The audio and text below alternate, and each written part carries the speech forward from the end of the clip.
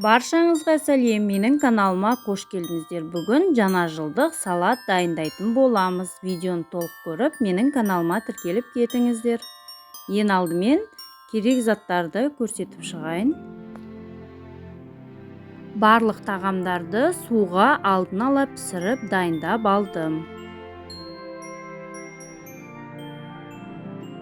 Піскен тауық етті ұсақтап турап аламыз, немесе мен сияқты қолмен үзіп те болады. Осылай табаққа салып, шыршаның формасын келтіріп аламыз.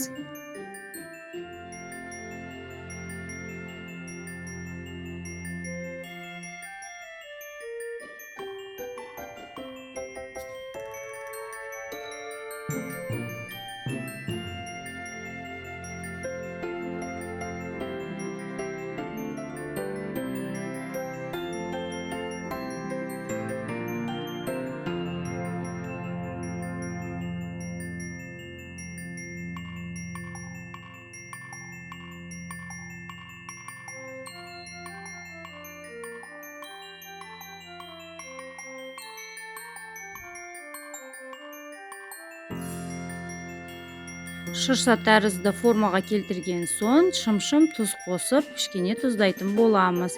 Және майонез қосатын боламыз.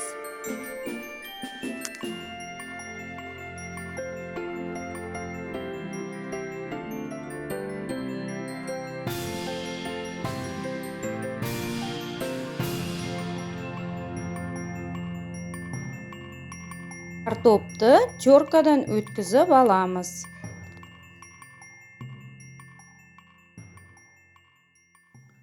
Осылай теркадан өткізіп болған соң кішкене кукурузды қосатын боламын. Және картопты тұздауға ұмытып кетпеңіздер, кішкене тұз қосу керек міндетті түрде.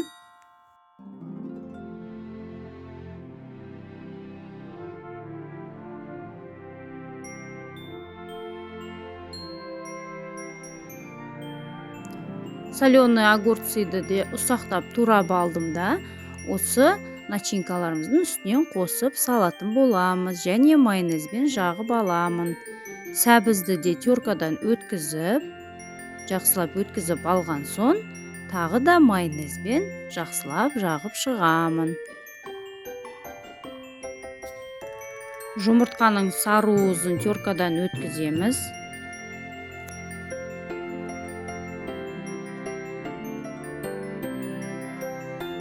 Және үстіне ақуызын да теркадан өткізіп, майонезді жағып шығамыз.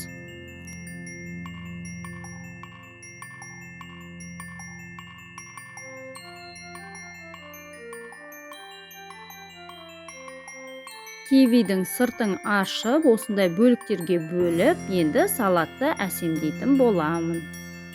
Осы кивиді қосқанның арқасында салаттың түрі де өзгеше болып, әдемі кейіпке енетін болады, шырша тәрізді.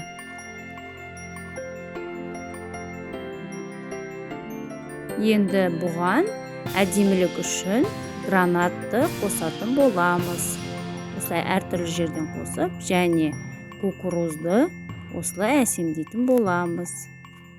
Өте әдемі болып көрінеді. Дәл осылай жасап көріңіздер. Осымен жаңа жылдық салатымыз дайын. Столыңыздың көркін ашатын өте әдемі, ерекше салат дайындап көріңіздер.